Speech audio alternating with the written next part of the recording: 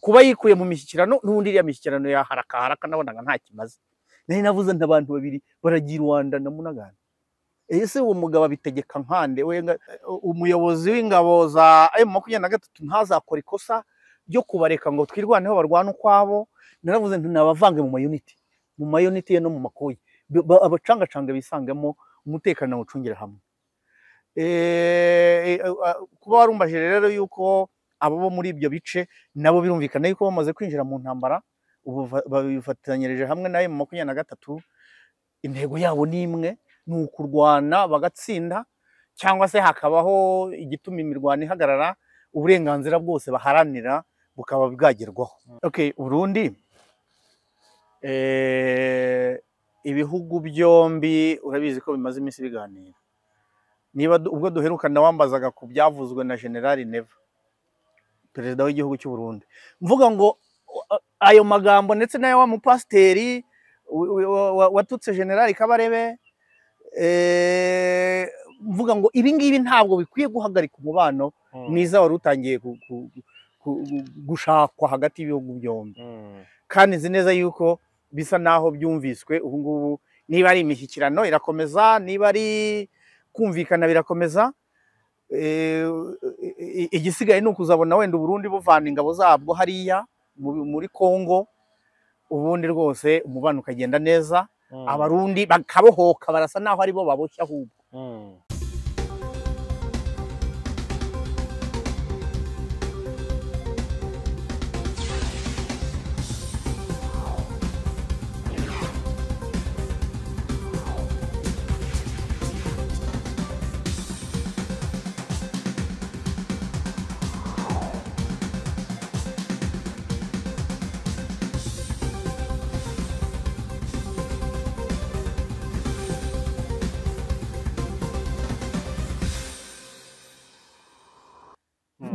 Waruvuze ngo barakomeye, bafite igisirikare gikomeye. Oya, njye navuze ko Ububiligi ari igihugu gikomeye mu gisirikare, cyakoronije Kongo, cyakoronije u Rwanda n'u Burundi, kandi kiri ku mugabane w'Uburayi. Ibyo byose nkabihuza nkumva banakomeye. nta mikomerere bazamera nka bagenzi babo bariya twabonye. Ako bara n'abacancuro, ariko reka nongere ngaruke icyo kintu w'igisimbuka, nongere ngaruke, bariya n'abacancuro, bara ntabwo ari igihugu. Ntabwo twarwanye na Romania, twarwanye n'abacancuro bo muri Romania. Ndikuvuga M23, ntabwo M23 yarwanye n'Abafaransa, yarwanye n'abacancuro mu Bufaransa. Mu rwego rwo hari umuntu wavuze ngo mu rwego rwari urwego rwo kugira ngo baminimize, agaragaze yuko baje atari abasirikare, ngo bariya n'abashoferi b'amakamyo, ngo bagendaga batora umwe basanga ari ikigingi w'amakamyo bamuzana bari abasekirite kuri supermarket.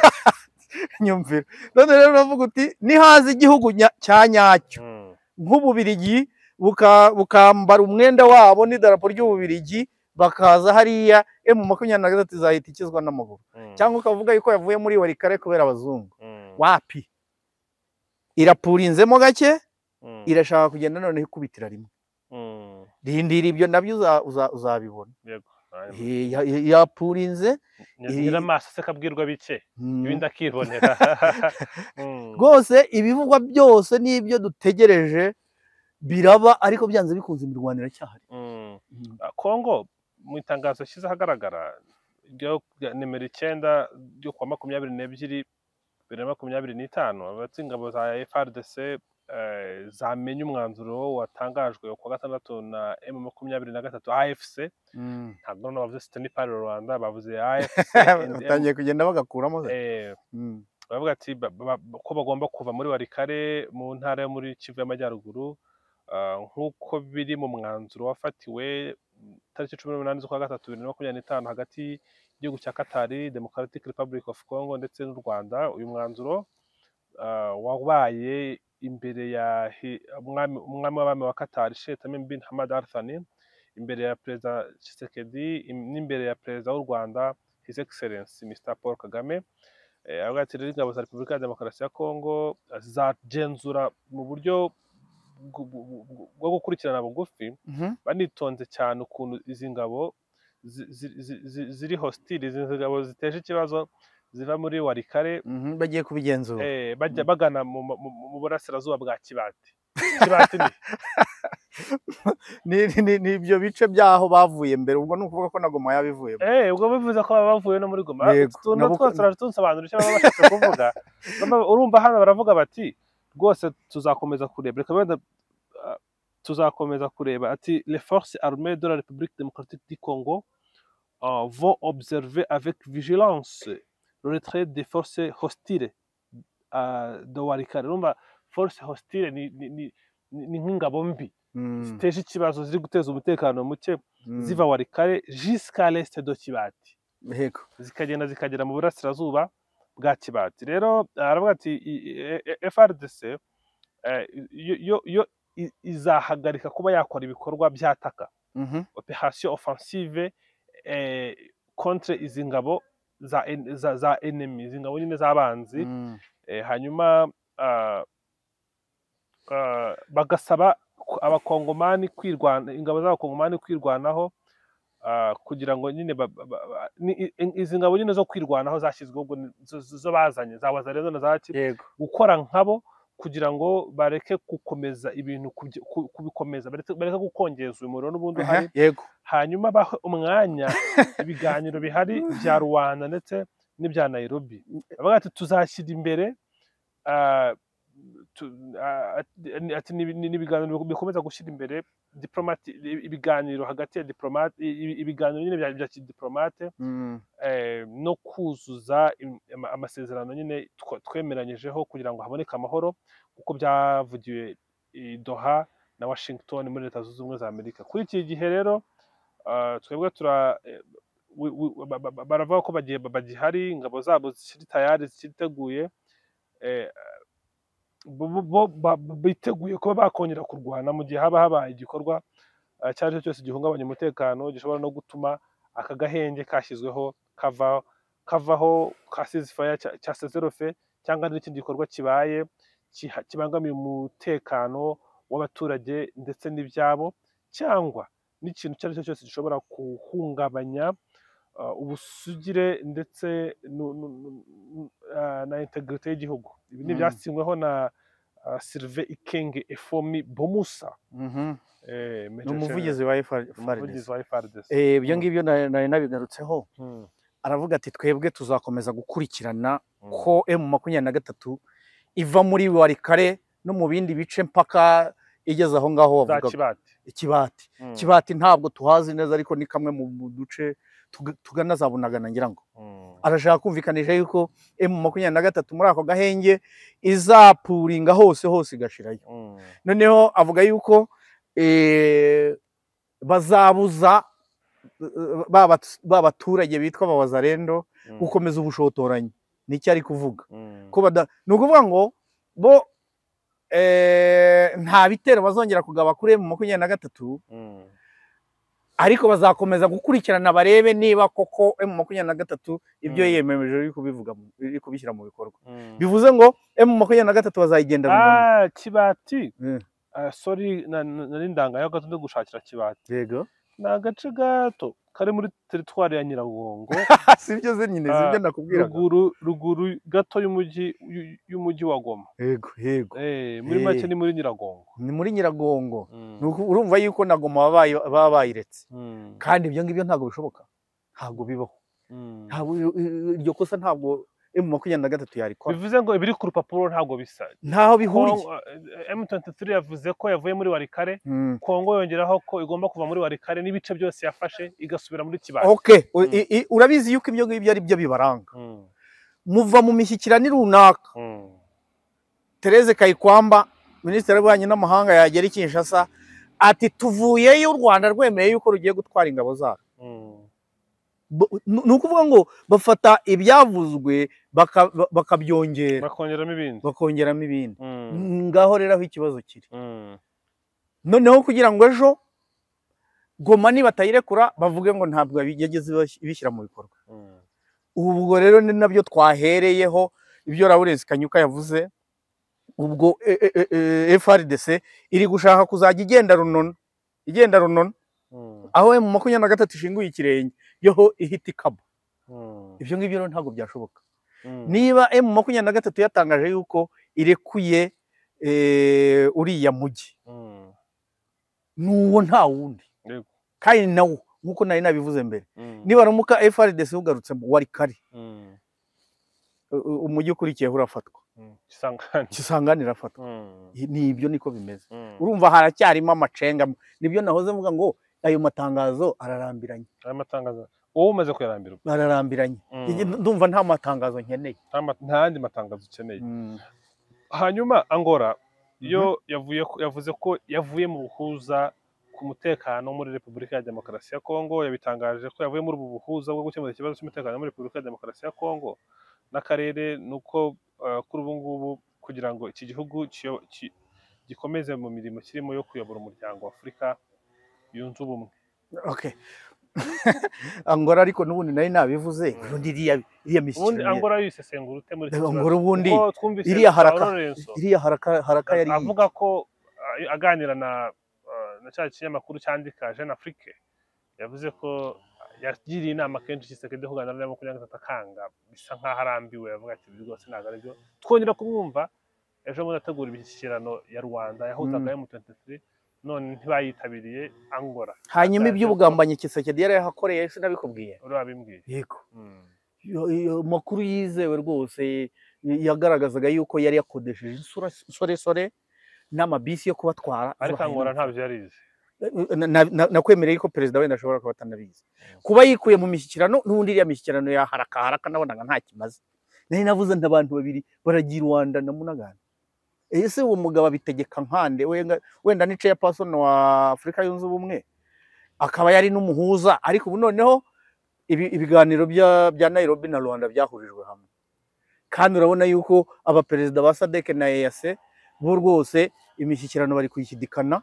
Inama y'abaminisitiri yararangiye ejo bundi imyanzuro imyanzuro bashyikirije abakuru b'igihugu aribo bari buyemeze, niba mara kuyemeza turaba tuyibona, iyo nayo tuzayiganiraho turebe niba hari igishoboka cyangwa niba hari icy'umumaro kirimo. Ariko iriya Rwanda rwose nge nabonaga nta kirimo, nta cyagendaga. Reka tuganire kuri iyi nama y'abakuru b'ibihugu.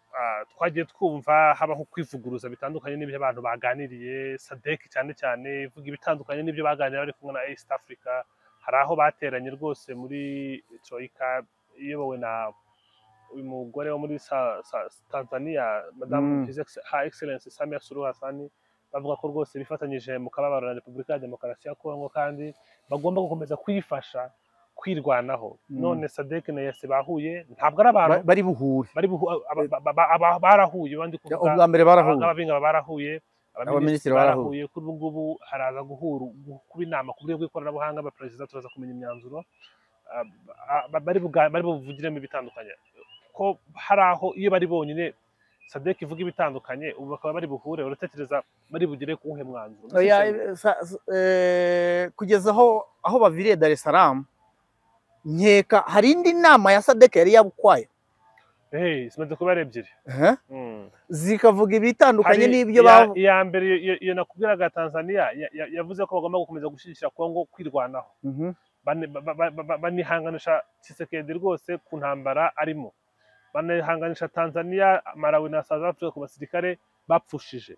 Indi ya kabiri yabaye yari iyo kuvuga ko bahagaritse misiyo ya Sami DRC muri Repubulika ya Demokarasi ya Kongo. Reka tuze tubanze turebe ubwitabire bw'abo bakuru b'ibihugu. Njye mfite icyizere ko bari bwitabire kuko ntabwo ari ibihugu 14, bitandatu bya EAC na bitandatu bya SADC, ariko noneho Kongo na Tanzania bikaba biri muri iyo miryango ibiri.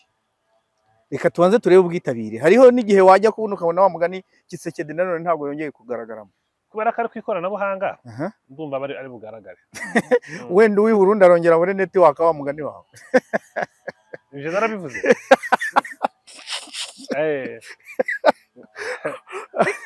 Reka turebe ubwitabire. Iyo rwose reka twirinde kugira icyo tuyivugaho kuko bashobora kuza kutuvuguruza. Dushobora kuvuga ibi bikanyuranya n'ibyo bavuze. Iyo tube tuyiretse ahubwo tuzanarize. SADC na East Africa nk'abantu ubona bameze nk'aho bafite uruhande kuri buri umwe, ubona hari umwanzuro wavamo ugakemura iki kibazo muri Repubulika ya Demokarasi ya Kongo, ko mbona abantu bose EAC na SADC ariho hantu bahanze amaso.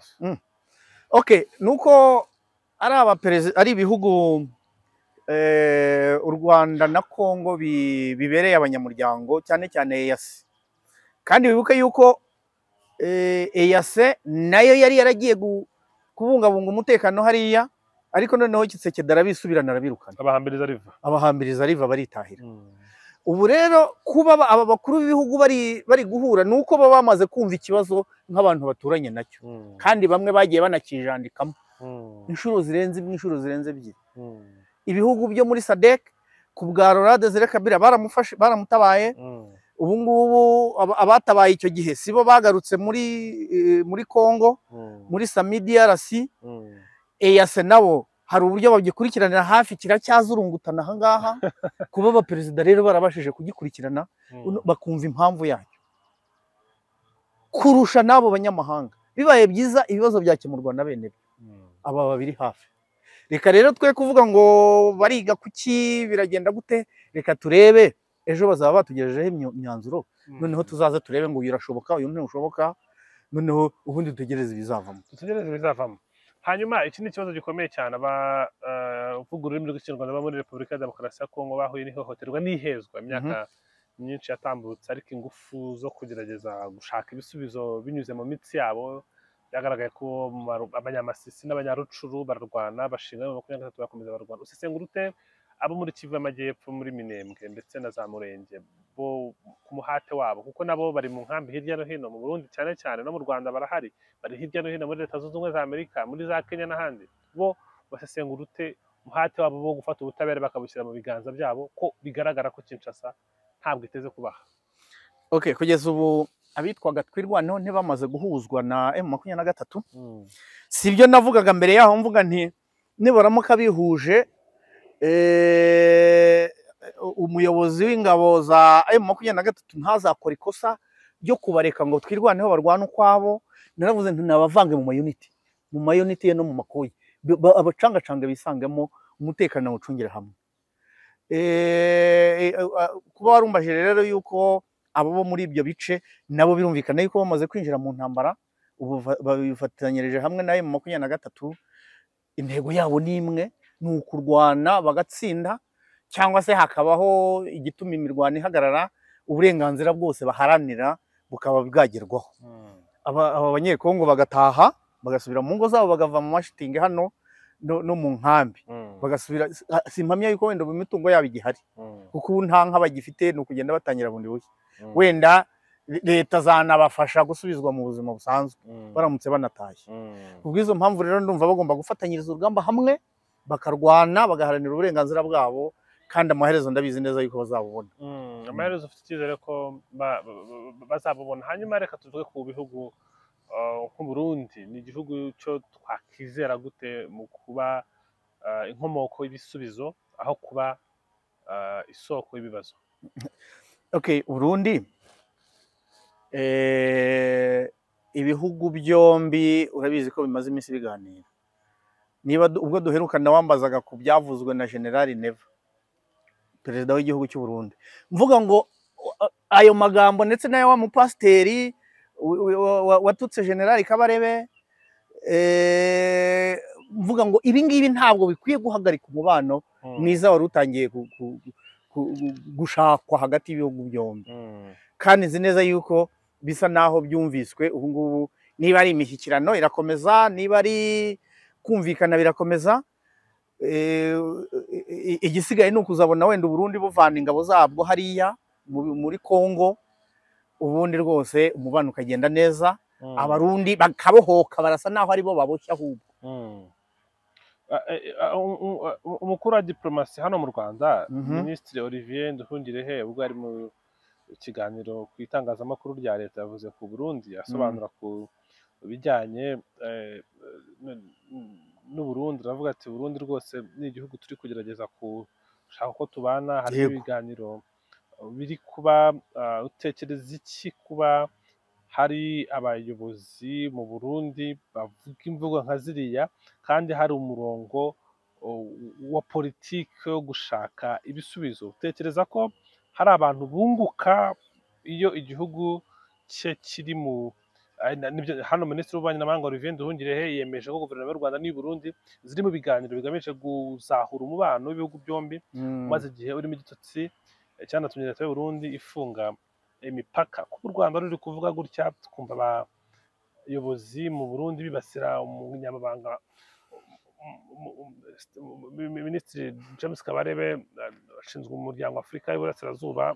Nyabanga leta muri iyo minisiteri ni umusirikare ukomeye cyane mu ngabo z'u Rwanda, ni umuntu ukomeye cyane muri uru Rwanda, ntabwo ari umuntu usanzwe. General James Kabarebe tujye tuvugisha ukuri, tuvuga ukuri, ukumva abayobozi bari kumwibasira, Burundi buri kwibasira u Rwanda, hari porogaramu yo gushaka amahoro. Tekereza iki? Kuko ntabwo nongera kukubaza ku mpamvu babivuga, ndakubaza ahubwo kuba individi mu Burundi. Tekereza ko hari abantu badashakana amahoro n'u Rwanda, ese niba bahari inyungu zabo zaba ari ariko ubundi umupasiteri nkuriya kujya muri iyo kanisa yakavuga nuko na perezida aramaze kuhavugira, ariko reka tuvuge yuko banavuze ibyo ntabwo bikuye gukuraho umubano hagati y'ibihugu byombi. Nibavuge n'undi ushaka hano mu Rwanda nawe azavuga. None se uriya mupasiteri we baba bamushubije bangana?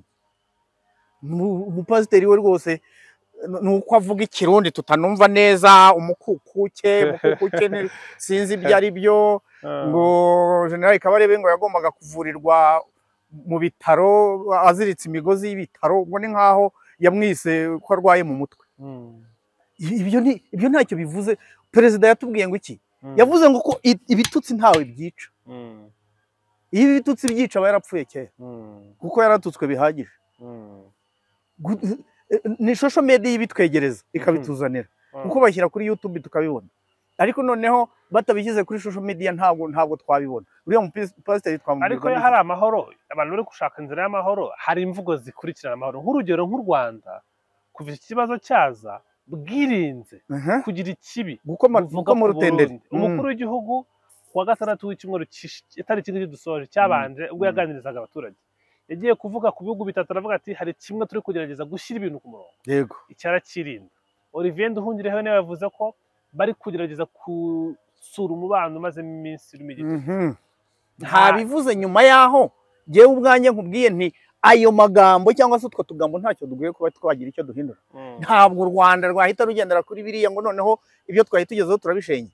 Ikintu narabikubwiye mu kiganiro cy'abantu. Yego, none minisitiri nawe yabishimangiye. Nundi nashaka afata ingoma ashyire hariya avuga. Ntabwo abantu individuel wa mugani wawe baza ngo basenye umubano w'ibihugu byombi. Hari igihe anabivuga agira ngo nyine yongera agarure igitotsi hagati aho ngaho. Ariko ntabwo mpamya yuko leta nk'igihugu bagendera ku magambo y'umuntu umwe cyangwa babiri ngo basenye ibyari bigezweho. Ntabwo Burundi bugezwa n'uriya mupasiteri, ntabwo Burundi bugezwa na perezida. Perezida rwose ushobora kujya hariya akanikarakasa akavuga ngo byose simbishaka ariko bikaba. Ntabwo twagendera ku bantu babiri. Ntabwo abantu babiri bashobora kwicisha miliyoni zituye Burundi. Nakubwiye yuko kugeza ubu ngubu Abarundi nibo babaye kurusha u Rwanda. Ariko aho hantu nashatse kukubaza ubushize nsanga turi kuganira byinshi ndakureka. Abarundi babaye gute kuruta u Rwanda kuba baracanye umubano n'u Rwanda? Sengurira ngiramo imbere. None se ndugu yangu, perezida w'u Burundi yafunze imipaka ngo kugira ngo duhombe ingendo mwakoraga kuri cya kiyaga cyabo, kujya ku mucanga kwigaragura mu mucanga wabo, kandi icyo kiyaga cyabo ugire ngo no gusebanya. Jewe naraye hafi yacyo bugacya nkabona Abarundi bajya kukitumamo. Icyo nicyo tururumbira twebwe. Iyo mikeke sinanayizi, unayimbarije sinyizi. Kandi noneho niba inafite, ntabwo twabura ibintu bisimbura imikeke, twarya n'amagi afite proteine zasimbura imikeke. Ariko noneho ku Barundi rero sasa, reka duhere ku gitoro, kuri essence. Ubu ngubu iyi imipaka ibidafunze, Abarundi nta kibazo cya essence baba bafite, kuko n'ubundi twajyaga tubatunga essence kabura ntibimenyekane kuko bazaga kuyiha hano mu Rwanda. Wumvise yuko hano mu Rwanda ngo bagiye kongera ibigega ku buryo tuzajya tugira stock ihagije, ku buryo niyo amavuta yawe buri gihe kinini nta kibazo twagira. Bagira n'uburyo bayijera, bayimanaginga ku buryo tuyisaranganye. Ubu ngubu Abarundi yakagiye yambutse imodoka ye akajya kuri station mu Rwanda akanywa full tank agasubira akagenda agakora nk'aba baturiye imipaka. Yego, abaturiye imipaka yemwe n'abari kure bakazituma n'amakamyo akazitwarayo. Kibwe nuko nabo Abanyarwanda nabo yafata tank imwe akajyana i Burundi agacuruza akongera akagaruka. ariko none iyo ubona umuntu asigaye ajya kuri sitasiyo mu Burundi agatwara reservoir ya moto akaba ariyo ajya gutondesha, ubwo hari n'ibindi buriya abaturage bagenda bahomberamo tutazi rwose. Iyo ibihugu bitagenderana abaturage barahahombera. ese nk'ubu ngubu turi kotatera Uvira, ubu noneho yasigara hehe Burundi buramutse bubuze n'ubutaka bwabo bwakoraga kuri Repubulika ya Demokarasi ya Kongo, bazajya binjiza gute ibiryo byabo? Bose ubundi inzira bakoresha niye, kuko nta igihugu kirakora ku nyanja, ko byagenda kose bakenera aya makamyo yinjira. Yacaga na Uganda akaba yamanuka, ikamyo ikava Tanzania igaca Uganda igaca muri Kongo ikamanuka ivi Nairobi igaca Kampala ikazana. Erega amakuru nahawe n'umuntu w'i Burundi, dore Tanzania gufungira abarundi bitoro nuko babategeka gufungura General Bunyoni. Yego umuntu akaba apana iki na Tanzania? Tanzania ikabishaka iki kuri Bunyoni? Hari ukuntu ngo afitanye umubano na nuriya mu perezida Kikwete cyangwa uriya mugore? Yego, yaba Kikwete yaba n'uyu mugore. Hari ukuntu Bunyoni yarabanye neza n'ubu butegetsi. Zose nta mihanda bagira ihuza imbibi na Tanzania? Burundi se siho se nyine Tanzania yahise ifunga amayira aho amavuta yacaga. Nayo kuri ubu ngubu Burundi mu majyepfo no mu majyaruguru nta nzira iriho, kuko mu majyepfo ni Tanzania, mu majyaruguru no mu burengerazuba ni Tanzania. Yego. Mu burasirazuba ni Tanzania. Yego. Mu majyaruguru ni mu Rwanda, naho nta nzira iriho. Uburengerazuba ni Kongo. Kongo kandi igice kinini n'amazi. Yego. Yatanganyika. Kuri ubu ngubu ahantu ho kwinjiriza ibintu basigaranye ni hano, ni Gatuna ukambuka ukagenda. Ubwo se amakamyo aca muri Goma na Bukavu hafitwe na 23 kandi bararwanye, arazenguruka ajya guca Nyumiriya. Ubu ngubu byiburiye umupaka ufunguye wacu, bari kuba bacisha ayo mavuta hano mu Rwanda. Wanyine ndi kureba scenario ishoboka. Yego. Niba tuvuge Goma ifashwe na Bukavu, bivuze ngo ntabwo baca Goma na Bukavu. Oya. Birabasaba kuzenguruka izo Nyumiriya kari urugendo rurerure. Byabahenda. Birabahenda none ubu ngubu koko. Niyo mpamvu rero icyo mvuga twebwe nk'u Rwanda, reka turebe abaturage b'u Burundi bari kuhazaharira. Ari nabyo wenda Olivier Nduhungirehe yavugaga, twirebe abo bantu ngo umupasiteri yavuze. Umupasiteri se niba yavuze Kabarebera arananuka. Umupasiteri yavuze nyine yaragamije gushimisha shebuja, cyangwa yaragamije nawe kurya izo views, dore ko ari nazo zizanarikwa. Ibyo rwose ntabwo mbona yuko umubano abayobozi bari batangiye gushyidikaho wahita uhagarara ngo nuko perezida yavuze. Kandi n'ibyo yavuze genda nakubwiye yuko nta n'ikibazo mbibona. Umuperezida ushimagiza ingabo ze, mbona rwose nta naho yigeze avuga RDF. Bamubwiye yuko RDF ikomeye, ariko ntabwo ayizi. None se hari aho yari yahurira nayo?